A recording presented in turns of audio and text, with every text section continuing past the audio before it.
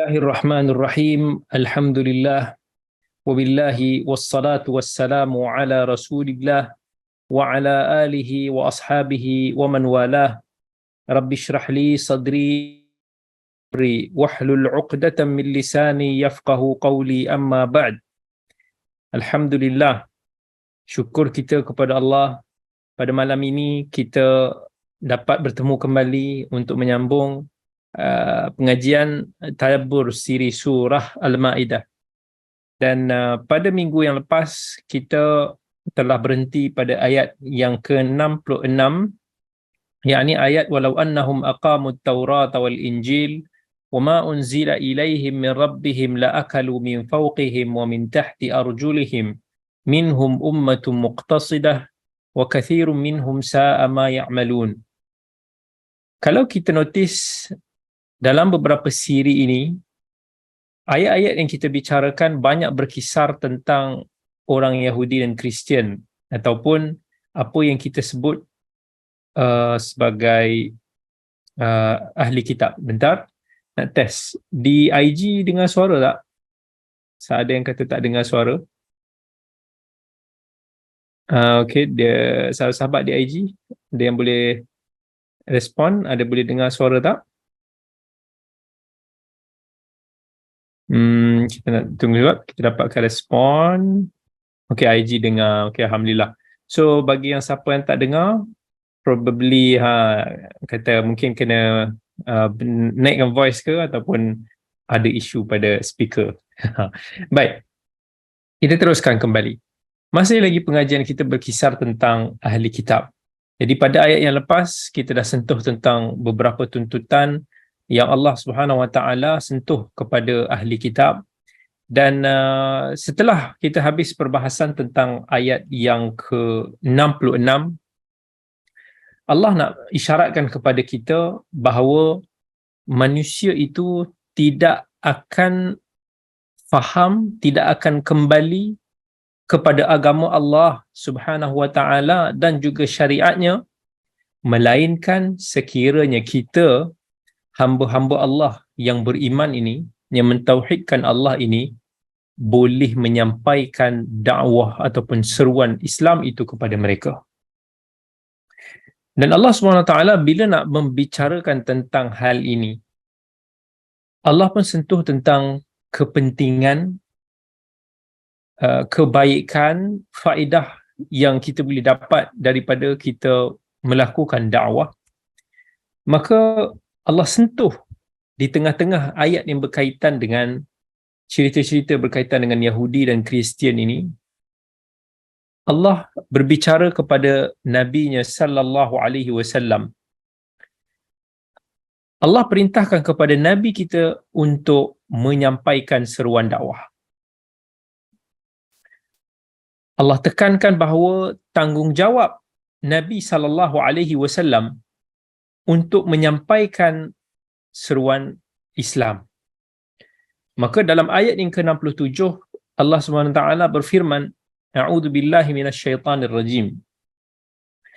Ya ayyuhar rasul balligh ma unzila ilaika min rabbik wa in lam taf'al fama ballaghta risalatah wallahu ya'simuka minan nasi innallaha la yahdil qaumal kafirin.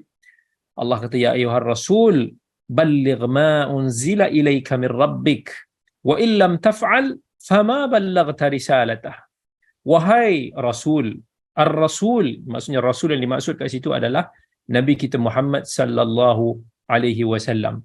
Tetapi bila Allah bagi satu khitab, satu arahan, satu perintah kepada Nabi kita sallallahu alaihi wasallam, dan perkara itu dalam urusan yang kita bersama-sama bertanggungjawab, iaitu kita ni sebagai pewaris Nabi sallallahu alaihi wasallam, dakwah itu juga terletak di bahu kita.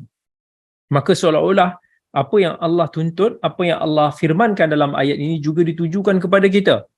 Apa kata Allah? Balligh ma unzila ilaika min rabbik. Sampaikanlah apa yang telah diturunkan kepadamu daripada Tuhanmu. Wa illam taf'al fama ballaghta risalatah. Kalaulah kamu tidak melakukan itu, maka kamu telah tidak menyampaikan risalah Allah. Maka Nabi sallallahu alaihi wasallam pun menggapai perintah ini, menggalas tugas ini, kan. Nabi sallallahu alaihi wasallam melaksanakan sebaik-baik tugasan sehinggalah Allah Subhanahu wa taala menarik nyawa baginda. Kata Imam Al-Bukhari rahmatullahi alaih, menukilkan daripada Imam Az-Zuhri, minallahir risalah wa 'ala ar-rasulil balagh wa 'alaina at-taslim. Daripada Allah lah risalah, maksudnya Islam, agama ini, syariat ini semuanya datang daripada Allah. Wa 'ala ar-rasulil balagh, dan tugas pada Nabi kita sallallahu alaihi wasallam itu adalah menyampaikan. Wa 'alaina at-taslim, dan bagi kita ni apa tugas kita?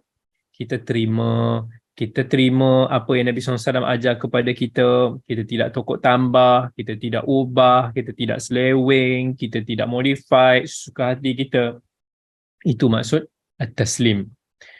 Dan hasil daripada dakwah Nabi SAW, kita boleh melihat umat Islam pada hari ini telah mencapai lebih daripada 1.6 bilion. Amanah yang Nabi SAW galas, yang mana Nabi SAW, tugasan baginda yang paling utama, Nabi SAW diutuskan untuk apa, tuan-tuan? Perempuan yang dihormati oleh Allah. Apa tugas Nabi SAW diutuskan kepada dunia? Adakah Nabi SAW nak ajar kepada kita tentang meniaga? Adakah Nabi SAW diutuskan untuk mengajar kita tentang sains? Nak ajar kita tentang fizik? Itu bukan tugas Nabi.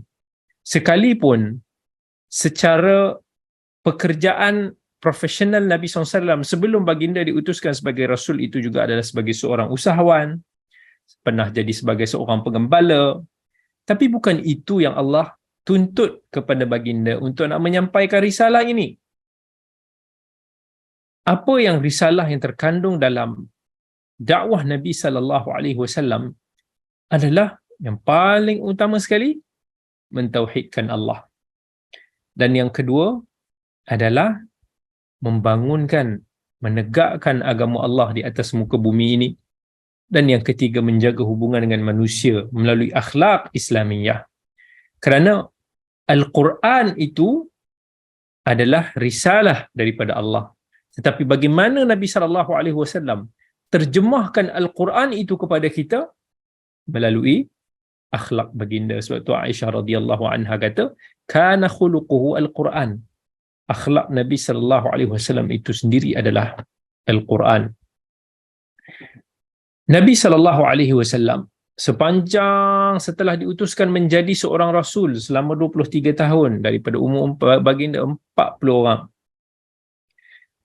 Nabi berterusan menyampaikan dakwah, menempuhi pelbagai rintangan, menghadapi pelbagai kecaman, menepis pelbagai serangan. Dan Nabi berhasil untuk mendapatkan ramai para sahabat radhiyallahu anhum yang bertemu dengan baginda dan yang beriman dengan baginda. Itu definisi sahabat. Mereka yang sempat bertemu dengan Nabi SAW dan beriman dengan baginda. Walaupun dengan hanya melihat Nabi, walaupun hanya sempat duduk sekejap ataupun hanya melihat daripada jauh, tetapi mereka sempat melihat dan beriman dengan Nabi SAW, maka mereka itu dikenali sebagai the companions ataupun sahabat radhiyallahu anhum ajma'in.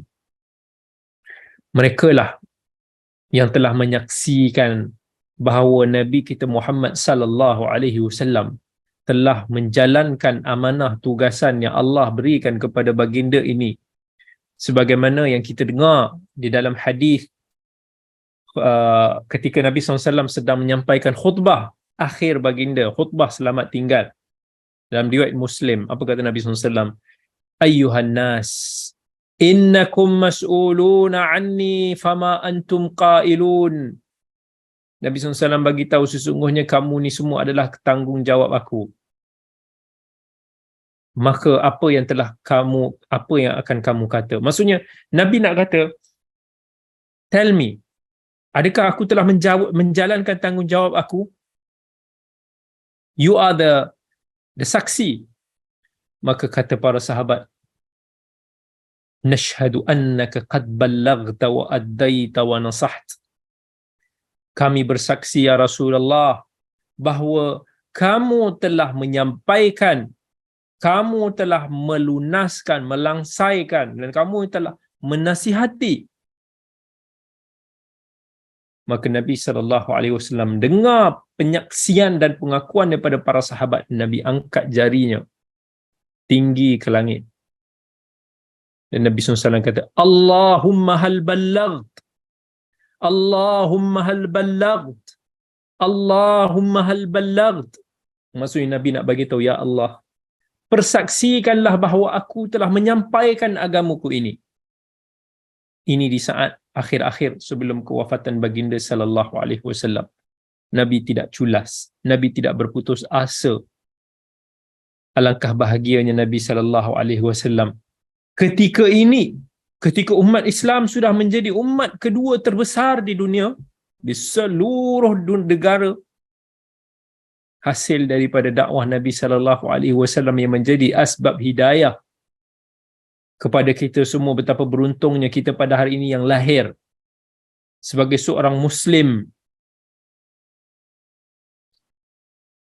Nabi sallallahu alaihi wasallam yang telah menyempurnakan, menyampaikan agama Allah ini secara sempurna, tanpa ada satu pun yang tertinggal.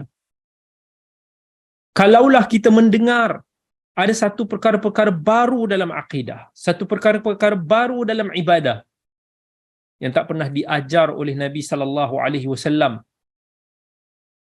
maka ketahuilah kita seolah-olah mendakwa bahawa Nabi sallallahu alaihi wasallam telah mengkhianati risalah ini dengan tidak memberitahu kepada kita. Itu kata Imam Malik. Apa yang pada zaman Nabi itu bukan agama, maka pada hari ini juga ia bukan agama. Macam mana kita nak mengenali agama? Kita tengok macam mana agama itu diamalkan, difahami pada zaman Nabi sallallahu alaihi wasallam dan juga para sahabat radhiyallahu anhum. Sebab tu pada siri yang kedua, ketika kita membahaskan tentang ayat surah Al-Ma'idah, ayat yang ketiga, Allah kata, Al-yawma akmaltu lakum dinakum wa atmamtu alaikum ni'mati wa raditu lakumul Islam dina. Pada hari ini telah aku sempurnakan agama ini. Telah aku sempurnakan nikmat aku. Telah aku redha Islam itu sebagai agama. Dan Allah Subhanahu wa taala sendiri yang telah menjamin untuk memelihara Nabi sallallahu alaihi wasallam dan juga agama ini daripada terkandas, daripada tidak sempurna. Sebab tu Allah kata dalam Quran, wallahu ya'simuka minan nas. Wahai Rasulullah, Allah itu telah memelihara kamu daripada kejahatan manusia. Yang mana kita pun tahu sepanjang dalam sirah Nabi sallallahu alaihi wasallam betapa banyak tipu daya, betapa banyak tipu helah, betapa banyak pengkhianatan, betapa banyak serangan, betapa banyak kejahatan-kejahatan yang direncanakan untuk menjatuhkan baginda, untuk menamatkan riwayat baginda, tetapi tidak berjaya. Kerana itu adalah janji Allah yang mana Allah akan pelihara Nabi sallallahu alaihi wasallam sehinggalah selesai Nabi sallallahu alaihi wasallam menjalankan ataupun melaksanakan amanah yang telah Allah bebankan kepada baginda. Sebab itulah pernah ketika para sahabat radhiyallahu anhum cuba untuk menjadi bodyguard kepada Nabi, Banyak peristiwa-peristiwa yang sahabat yang mencintai baginda cuba untuk nak bergilir-gilir menjadi pengawal kepada baginda, takut sesuatu menimpa kepada baginda. Sampailah bila turunnya ayat ini, wallahu ya'simuka minan nas, Allah memelihara kamu daripada kejahatan manusia ini. Nabi yang berada di dalam kemah ketika itu mengeluarkan kepalanya dan kata kepada sahabat, ayyuhan nas, insarifu faqad asamanillah. Wahai sahabat-sahabatku, tak apa, baliklah dulu, pergi berehat, pergi tidur. Tunaikan hajat-hajat kamu, jangan bimbang, jangan khawatir. Sebab Allah telah memelihara aku. Allah kata dalam ayat yang kita bicarakan ini, ayat 67, wa illam taf'al fama ballaghta risalatah. Kalaulah kamu tidak melakukan itu, dakwah itu, proses dakwah itu, kamu tidaklah menyampaikan agama ini. Dakwah, nasihat. Nasihat juga termasuk sebahagian daripada dakwah. Ini semua adalah tugas para anbiya. Tugas para rasul. Sejak para rasul itu diutuskan. Sama ada kita nak berpegang dengan pendapat bahawa Nabi Adam itu adalah seorang rasul ataupun Nabi Nuh itu adalah seorang rasul yang pertama, tak ada masalah. Kedua-duanya ada disebutkan dalam pandangan ahli ilmu, mungkin kerana pada zaman Adam itu dilihat manusia itu satu umat. Kana nasu ummatan wahidah. Maka tugasan menyampaikan itu dilihat sebagai seorang rasul itu cabarannya itu mungkin tidak begitu signifikan pada zaman Nabi Adam. Ada dalam hadis Bukhari yang disebutkan bahawa rasul yang pertama itu adalah Nabi Nuh. Tetapi ada perbincangan para ulama dalam membahaskan tentang isu ini daripada sudut berbeza. Kalaulah kita nak kata Nabi Adam itu rasul daripada sudut sekian-sekian, betul.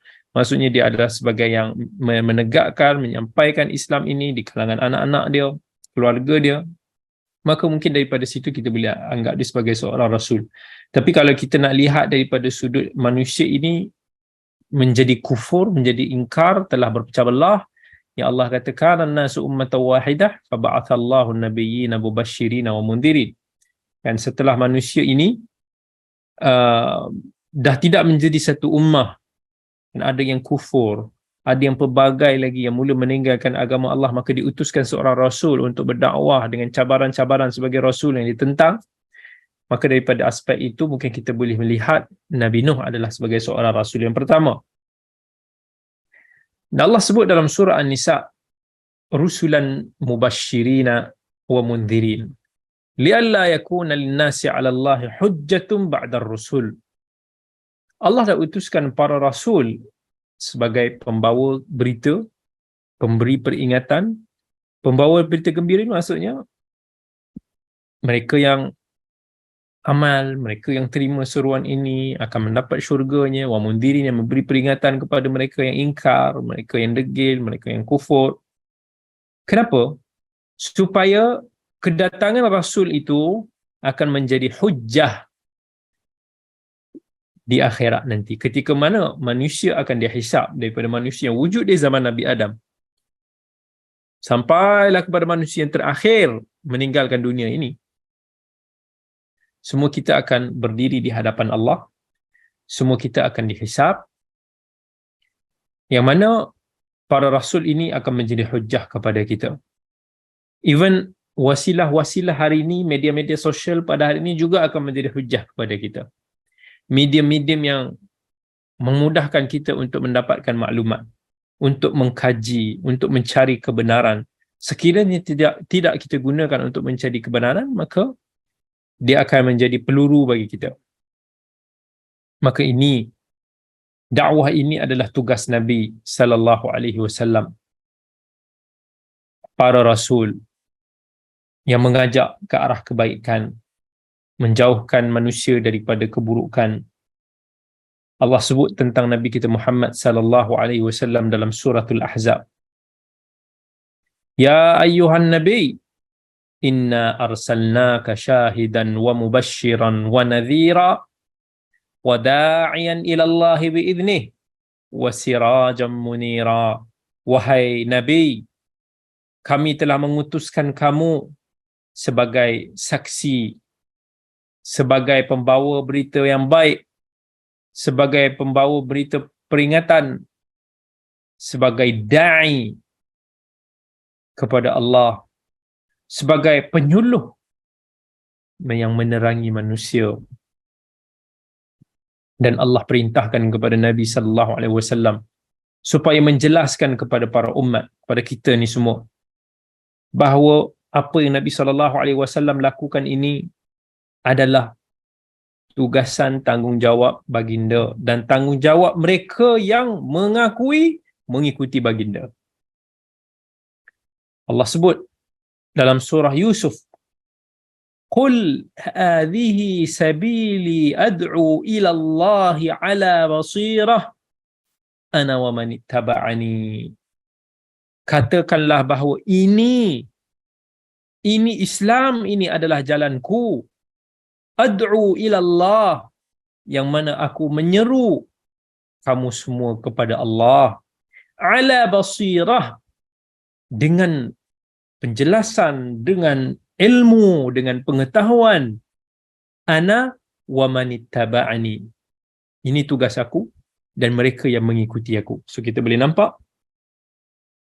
bahawa Allah Subhanahu wa taala telah perintahkan kepada Nabi dan juga kepada para pengikut Nabi untuk nak menyampaikan tauhid, untuk nak mengajak manusia untuk mentaati Allah, untuk memberikan peringatan supaya manusia tidak mensyirikkan Allah, supaya manusia tidak berlaku maksiat kepada Allah.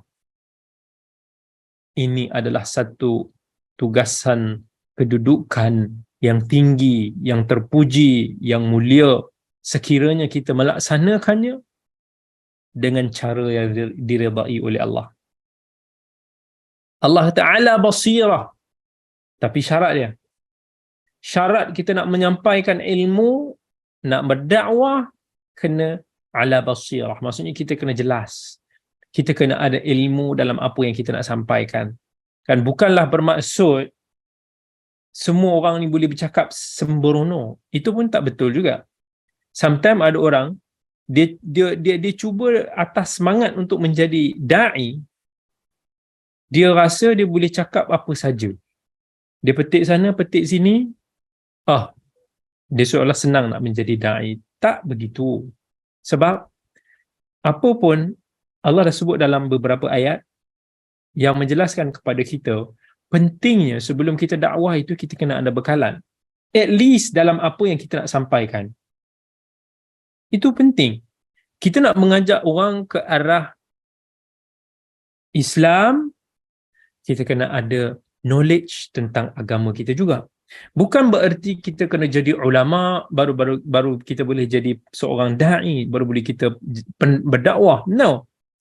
Tapi setidak-tidaknya kita ada basic knowledge yang boleh membuatkan kita boleh menjawab ataupun kita boleh defend Islam ketika mana dipersoalkan ataupun ketika ditimbulkan keraguan. Itu penting. Termasuk kalaulah kita nak ajak manusia itu, let's say datang solat, pergi ke masjid, setidak-tidaknya kita kena tahu ilmu-ilmu yang berkaitan dengan solat, yang berkaitan dengan hadis-hadis yang berkaitan dalam bab itu, perbincangan ulama yang berkaitan dengan bab itu, maka dakwah kita itu akan lebih kuat, lebih kukuh. Tetapi jika kita dalam setengah, kita rasalah kita ni bukan ahlinya, bolehkah kita nak berdakwah? Yes, kita tetap menjalankan dakwah melalui akhlak kita, tindak tanduk kita. Bab ini yang sometimes kita tak perasan. Ada orang ingat dakwah ni mesti dengan bercakap. Macam mana saya bercakap ni lah. Ini salah satu bentuk dakwah. Tetapi salah satu daripada bentuk dakwah yang very important, yang sangat penting, iaitu dengan tindak tanduk dan juga akhlak kita. Nabi SAW bila berdakwah, dua jenis ni. Satu dengan ilmu yang Nabi SAW sampaikan. Yang ini ditentang.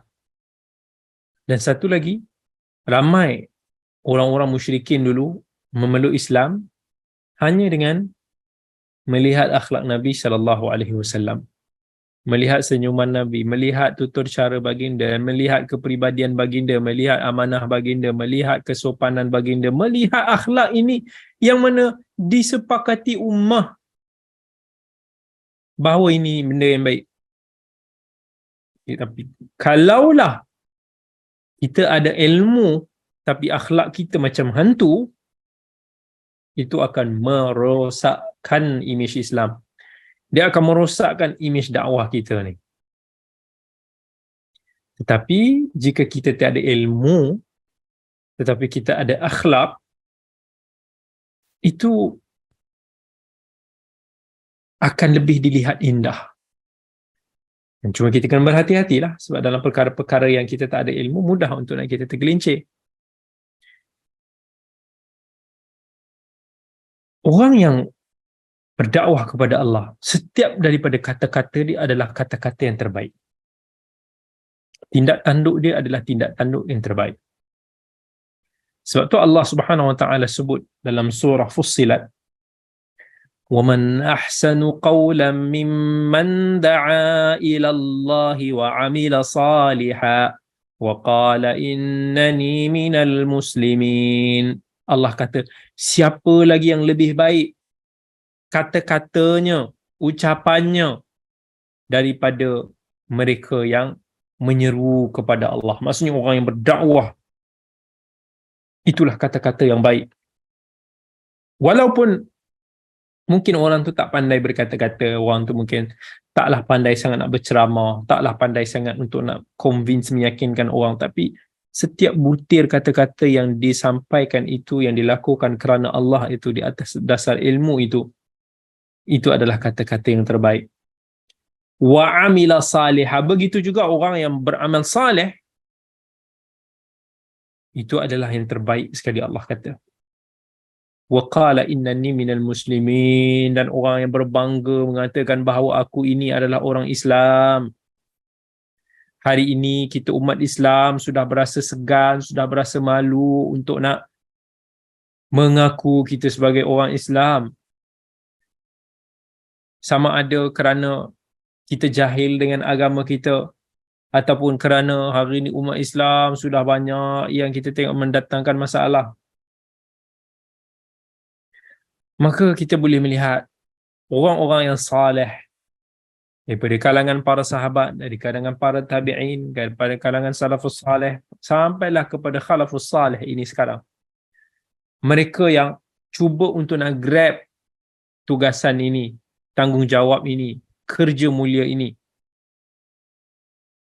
Ada orang-orang yang subhanallah, bukan dalam medan dakwah ni, mereka bukan berjalan.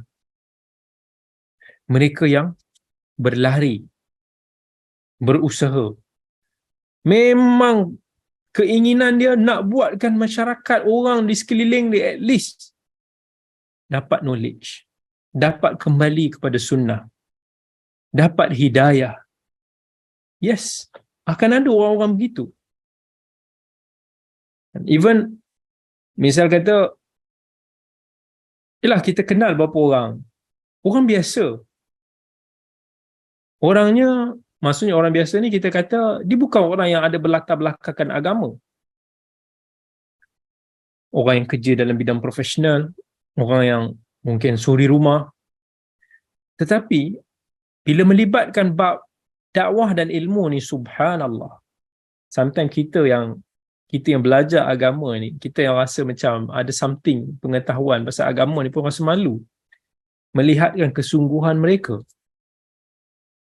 Duit yang mereka ada kadang-kadang mereka spend untuk aktiviti-aktiviti ini. Mereka usaha nak tarik kawan-kawan dan rapat, nak tarik masyarakat-masyarakat supaya kembali kepada agama.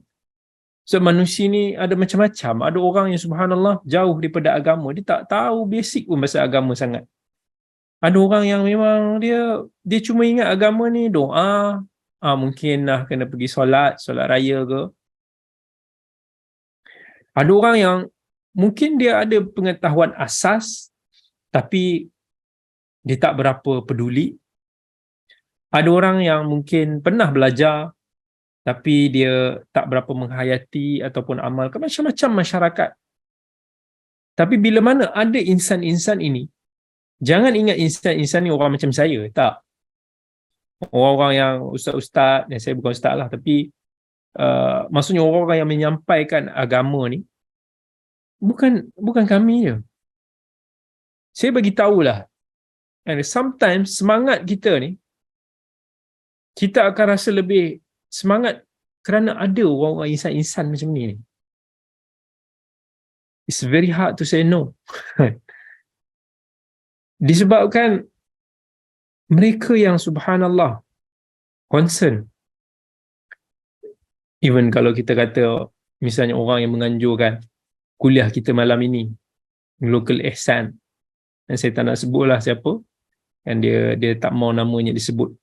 Tapi insan-insan ini di sebalik tabir ini yang usaha untuk nak menjayakan kelas kita, aktiviti-aktiviti dakwah yang lain.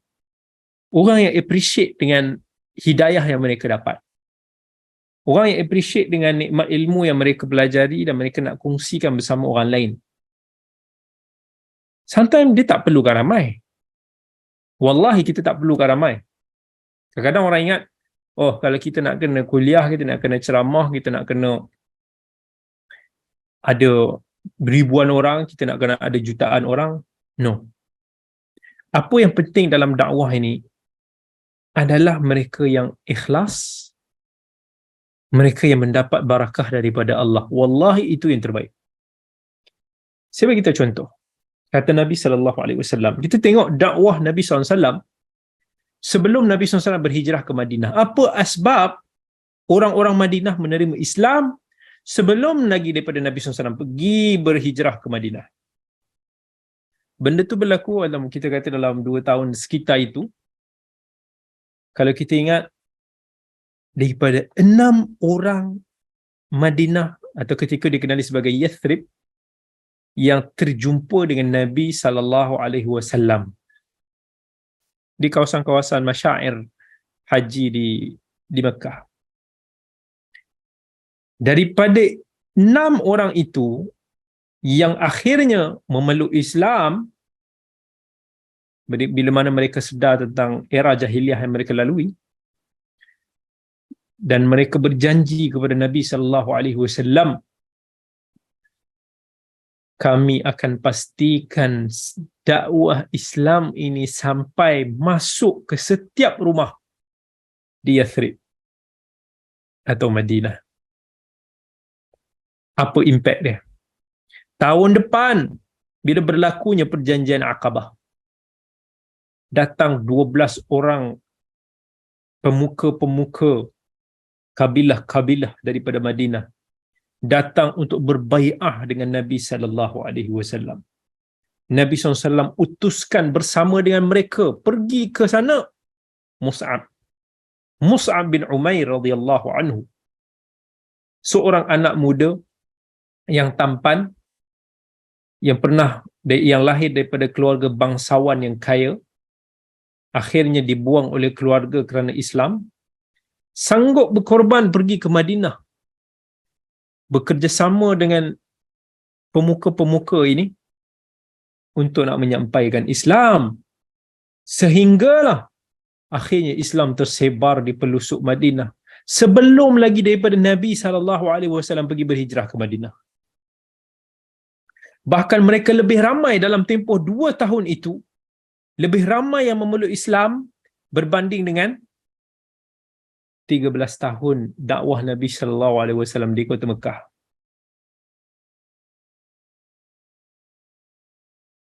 Apa yang kita boleh belajar? Apa yang kita boleh faham?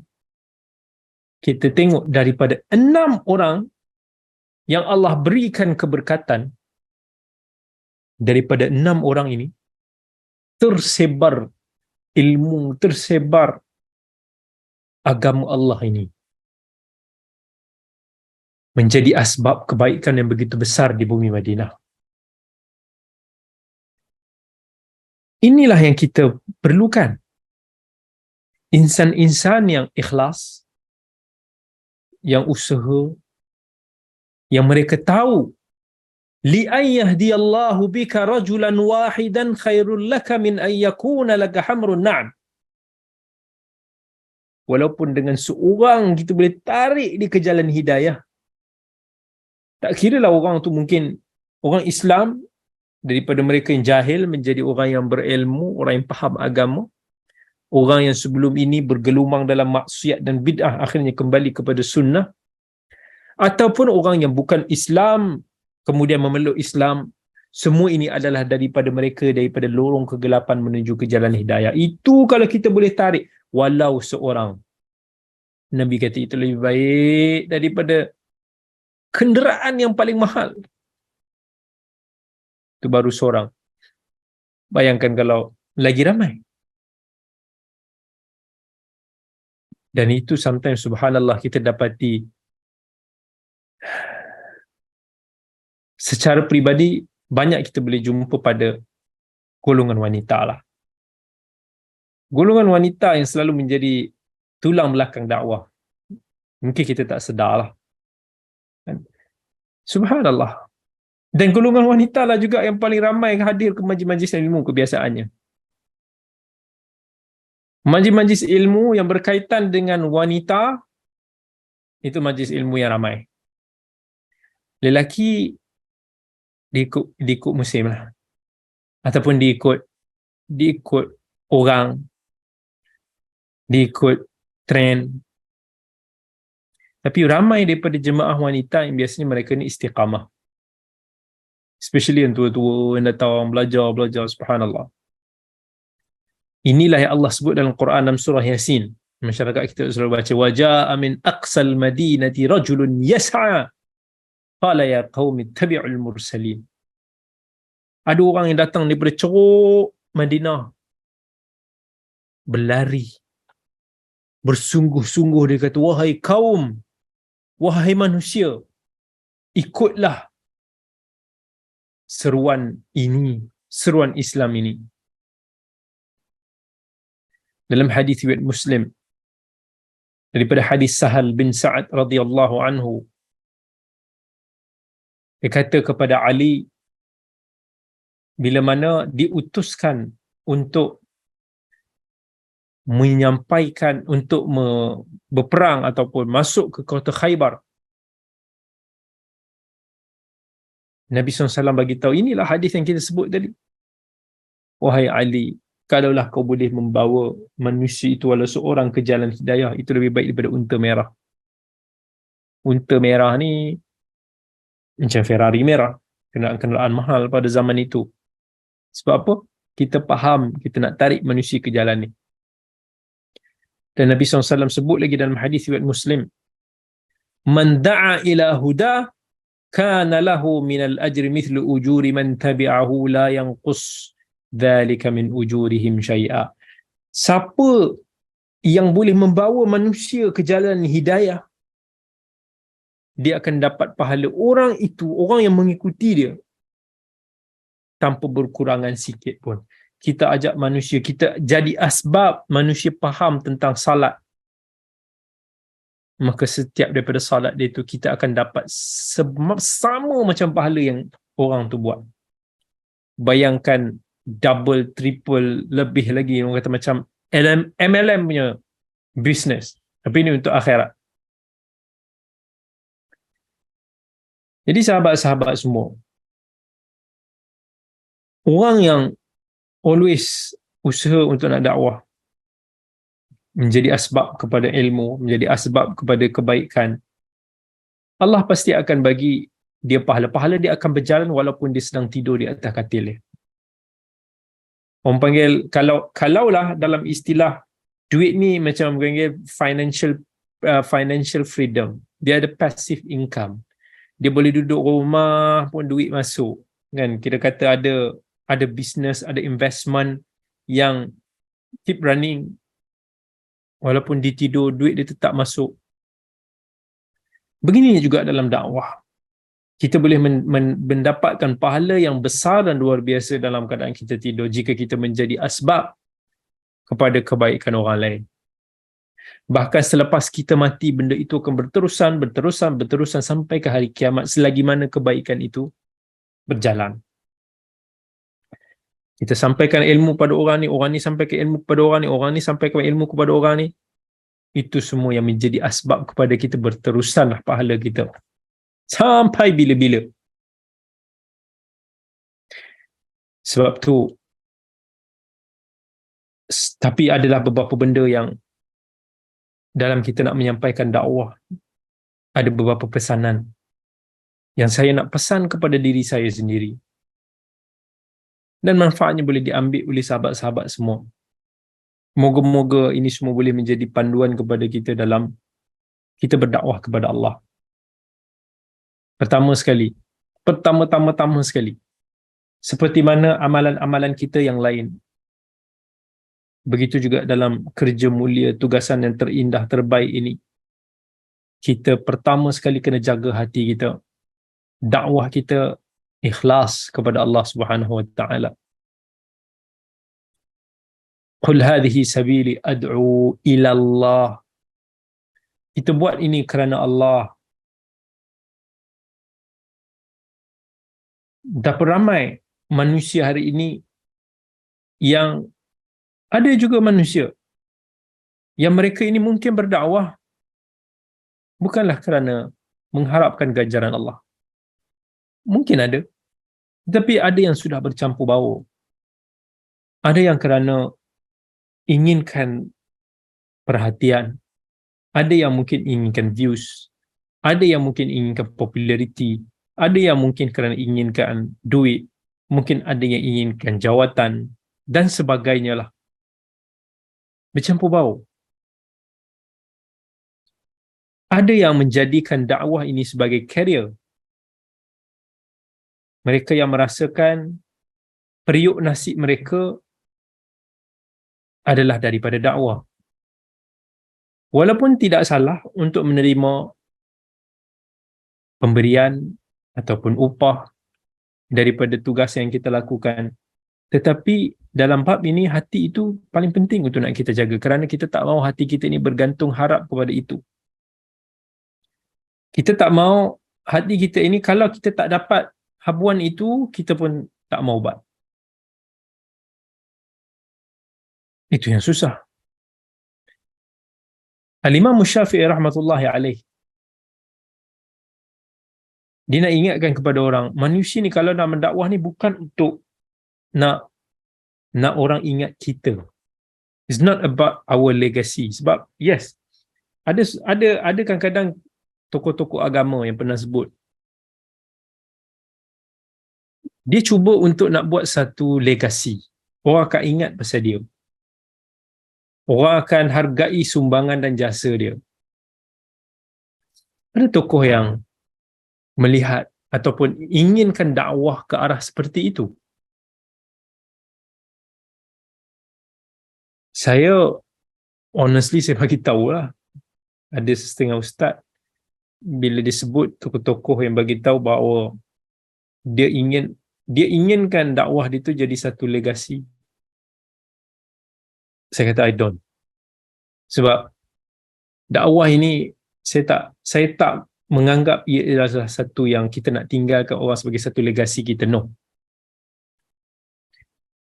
Bukan kita dakwah ni is necessary untuk orang ingat kita, orang kenal kita, orang appreciate kita. Tak. Dakwah kita adalah kita dakwah dengan ikhlas kerana Allah. Tetapi soal macam mana penerimaan manusia itu kemudian terpulang, ada manusia yang appreciate kita, ada manusia yang memusuhi kita. Itu benda yang berlaku.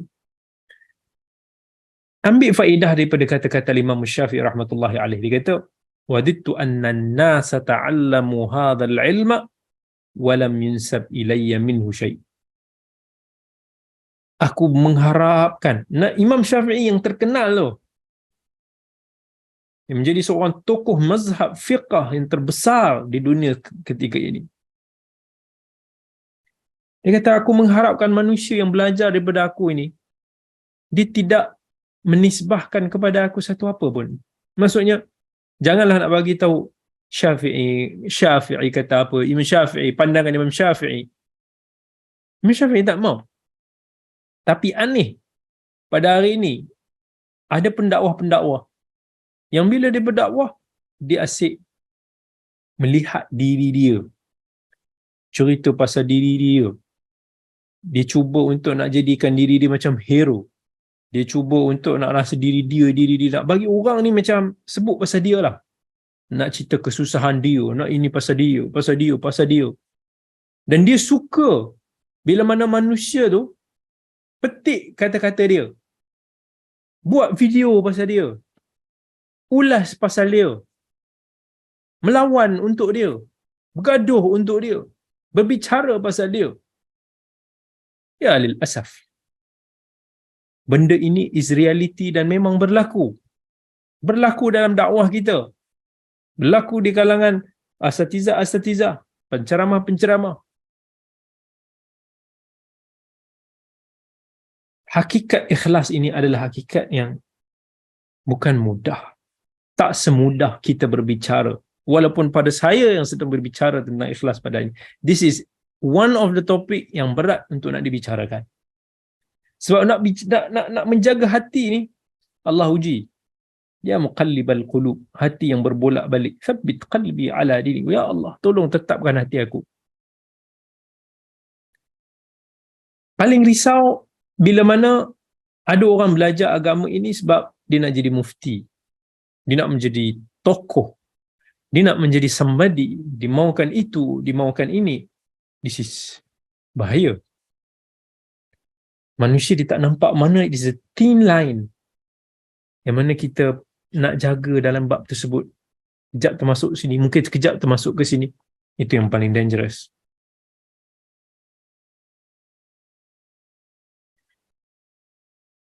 Ini nasihat yang pertama. Bab yang kita kena jaga-jaga. Ada orang bagi tahu, ada orang pernah sebut pada saya dia memang akan dakwah, maksudnya akan ceramah, ceramah supaya dia dapat kumpul banyak sikit sampul untuk dia nak bayar, dia nak beli ni, nak beli itu. Lifestyle. Sampai menjadikan dakwah ni sebagai periuk nasi. Sebab tu saya suka orang macam Ibnul Mubarak. Orang macam Ibnul Mubarak yang saya tulis buku pasal dia tu. Dia mencari kekayaan daripada bisnes, daripada dunia yang ada, yang tak ada relate dengan dia punya dakwah dia. Sebab apa? Dia tak mau jiwa dia bergantung harap kepada manusia dalam dakwah, dalam ilmu, dalam agama. Dia tak mau. Biar dia kaya. Dan kaya itu datang daripada sumber halal, sumber perniagaan dia yang dia tidak kaitan pun dengan dia punya agama. Dia tidak menjual agama dia. Bila dia dah cukup kaya, dia dah cukup ini, dia membantu orang, dia yang sponsor orang, dan dia tidak mengharap kepada penguasa-penguasa, dia tidak mengharap kepada jawatan-jawatan untuk mendapat kedudukan tertentu. He doesn't need that. Inspirasi yang besar. Seperti itu kata, seperti Sufyan Ats-Tsauri, dia kata, harta itu adalah senjata orang beriman. Salah satu cara kita nak menjaga hati kita adalah kita menyiapkan bekalan untuk diri kita.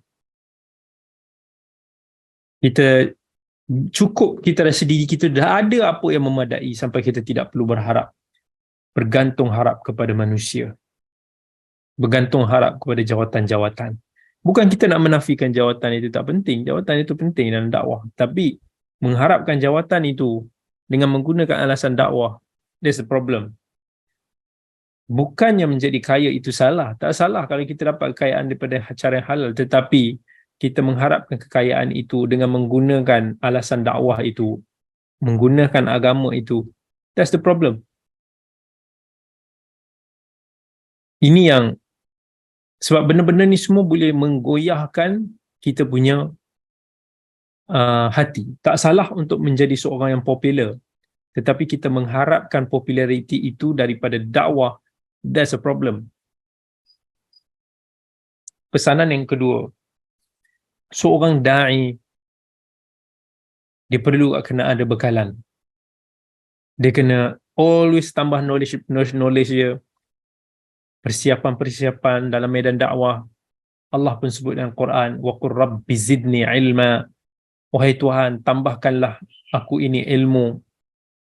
Maka dengan ilmu dakwah kita akan lebih efisien, akan lebih berkesan, dan kita akan membawa manusia lebih hampir kepada Allah. Kata Imam Ibn Al-Qayyim rahmatullahi alaih, bila mana dakwah itu adalah sebaik-baik tingkatan, sebaik-baik maqam,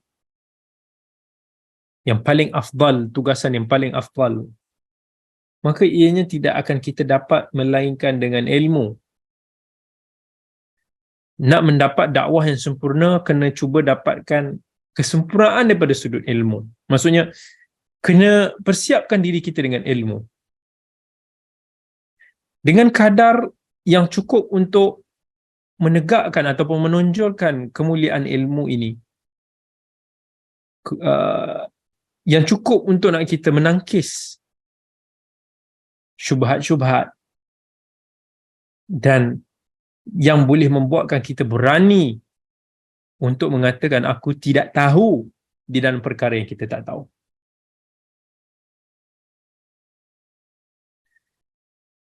Ini very important. Kemudian as-sabr, kita kena sentiasa bersabar dalam kita berdakwah.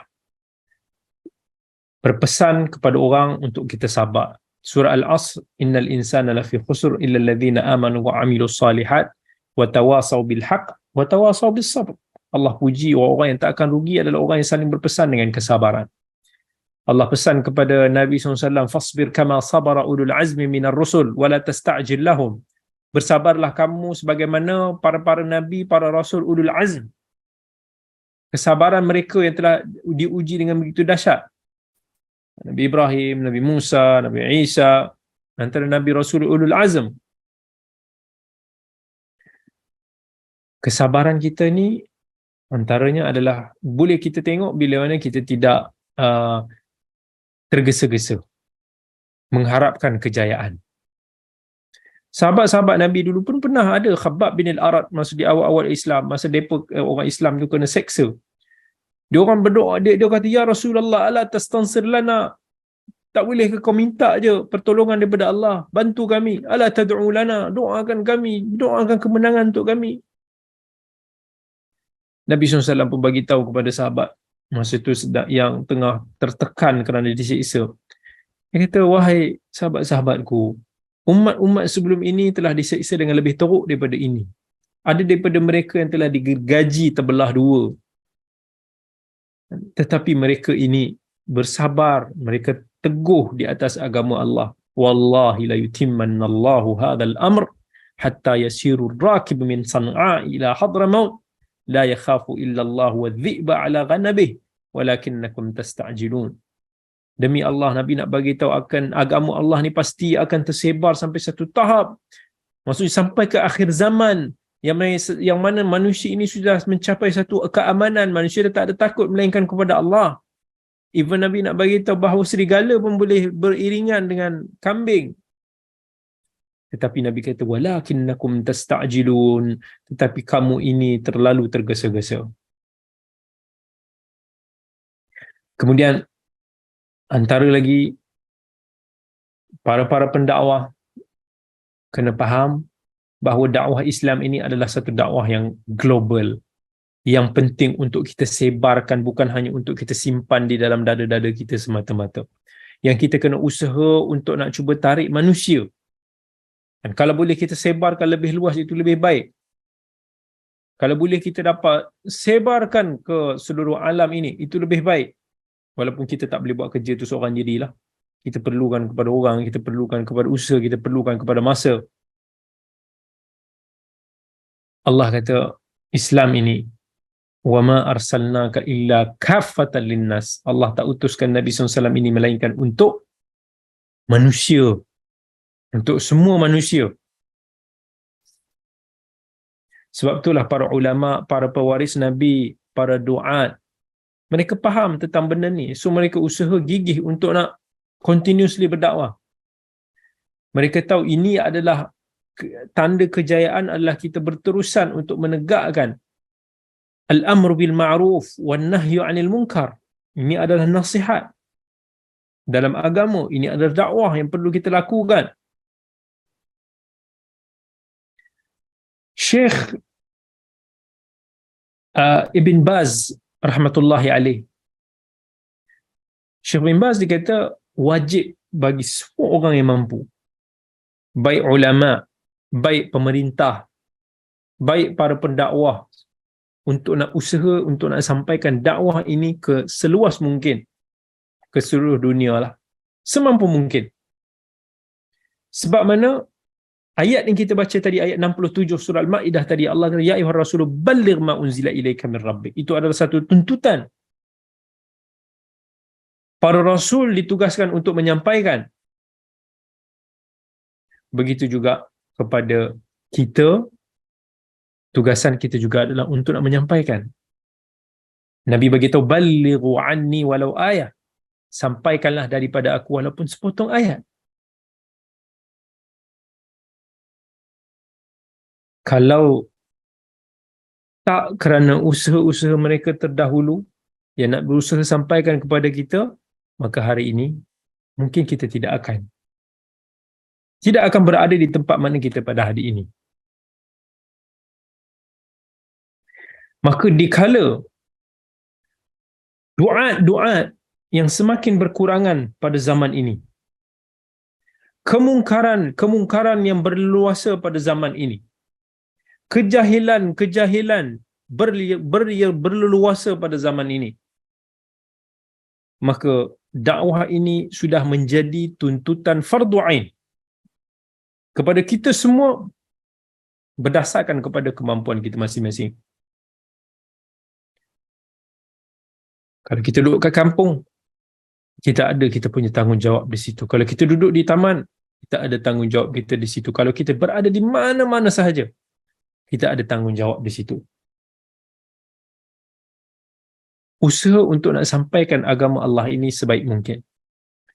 Kalau kita mampu untuk nak bercakap, kita cakap. Kalau kita mampu untuk nak berkongsi, kita nak share, kita share.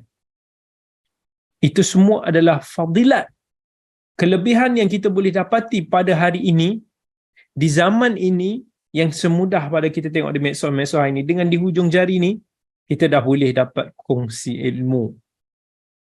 Kita dah boleh dapat pahala yang sama seperti mana orang yang menyampaikan ilmu itu. Bahkan kita boleh menjadi asbab tersebarnya ilmu itu. Nikmat, subhanallah. Yang mana, kalau kita tengoklah, kan, media-media sosial pada hari ini, kita ada IG, kita ada Facebook, kita ada TikTok. Medan-medan ilmu yang menjadi satu wasilah yang kita tak terimagine sebelum ini. Betapa ramai manusia yang boleh dapatkan manfaat daripada perkongsian-perkongsian tu. Dulu, contohnya, sebelum ni pun saya taklah berapa nak aktif untuk nak dakwah through video di IG ataupun di TikTok. Tapi subhanallah, bila melihat lihat kesan dakwah itu di medium-medium seperti ini, rugi kalau kita tak grab untuk nak dapatkan. Bukan untuk menjadi popular, tak. Walaupun mungkin kalau saya pergi mana-mana, ada orang yang tegur, dia kata, "Ustaz, saya follow Ustaz punya video." Ramai sungguh orang kalau pergi mana-mana, dia asyik cakap, "Saya suka video, saya follow video."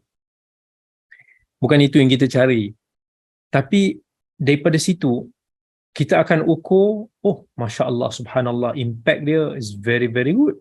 Maksudnya, buatkan kita keep motivated untuk nak berkongsi lagi. Masyarakat yang pelbagai, ada orang awam, ada orang yang memang follow kita, ada orang yang mungkin pernah dengar, ada orang yang macam-macam orang, tapi mereka dapat manfaat daripada perkongsian-perkongsian kita, dan dia keep sharing, dia keep dapatkan manfaat. Saya cubalah untuk nak kongsi paling tidak 2 kali ke seminggu through video-video ringkas, begitu mengajak orang untuk mendekati sunnah, mengamalkan sunnah, dan dengan basic yang prinsip yang saya always tetapkan untuk diri saya ini adalah, Saya cuba untuk nak kena ada hadis-hadis, satu hadis, dua, ataupun daripada Quran, dan disebutkan sumbernya, ini hadis mana, riwayat Bukhari ke riwayat Tirmizi dan lain-lain, supaya ini menjadi satu disiplin masyarakat. Bila dia tengok, oh, ini bukan goreng-gorengnya, ini bukan pakai belasahnya, tak, dia ada sumbernya, dia ada sumber amalan itu kind of satu pendidikan kepada masyarakat untuk menjaga disiplin ilmu. Masya Allah, ada yang ramai yang appreciate, yang dia kata, Ustaz, ada yang dia kata, saya suka follow sebab saya rasa confident. Dia kata, Ustaz, bila sebut hadis tu, ada disebutkan dia punya sumber, dan sometimes dibacakan matan Arabnya. Bergantunglah, kalau ringkas saya bolehlah sebut Arab, kalau panjang sangat tak adalah sebut Arab.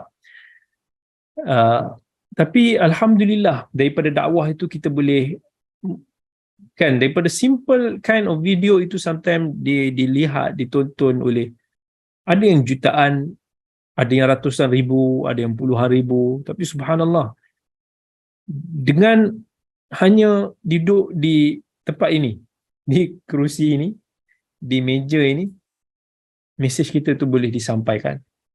Ini semua Allah bagi kita nikmat itu. Dan tuan-tuan perempuan semua yang mana share, yang mana kongsi, masya-Allah, ada yang kongsi di WhatsApp group, ada yang kongsi through medsos dan sebagainya. InsyaAllah saya doakan semoga mendapat bahagian yang sama, dan moga menjadi saham dakwah kita bersama. Dan bila melihat orang faham, orang appreciate the knowledge, orang usaha untuk nak konti. Ada yang kata, Ustaz, saya akan amalkan selepas daripada ni. Alhamdulillah Ustaz, sekarang saya tahu. Benda-benda ni, kata-kata, komen-komen macam ni lah yang buatkan kita Masya Allah kan. Alhamdulillah, kita menjadi satu asbab kebaikan di situ. Dan insya-Allah moga-moga Allah berkati kita semua, termasuk kepada kita semualah pada malam ini, yang menonton, yang menganjur, yang berkongsi, yang beramal dan sebagainya. Moga Allah berkati ilmu kita ini, menjadikan satu asbab untuk nak kita dakwah lagi, dan kita terus untuk nak berkongsi, menyampaikan ilmu kita, berkongsi kudrat kita, berkongsi kemampuan kita, semua adalah untuk di jalan Allah. So itu insya-Allah apa yang saya harapkan. Saya alone saya tak kuat lah, bersendirian tu pasti kita tak kuat, tapi kerana ada insan-insan begini, maka kita menjadi lebih kuat. Dan moga Allah tetapkan hati kita ini insya-Allah di atas agamanya, di dalam ketaatannya, di dalam keikhlasan kepadanya. InsyaAllah moga-moga Allah berkati kita semua.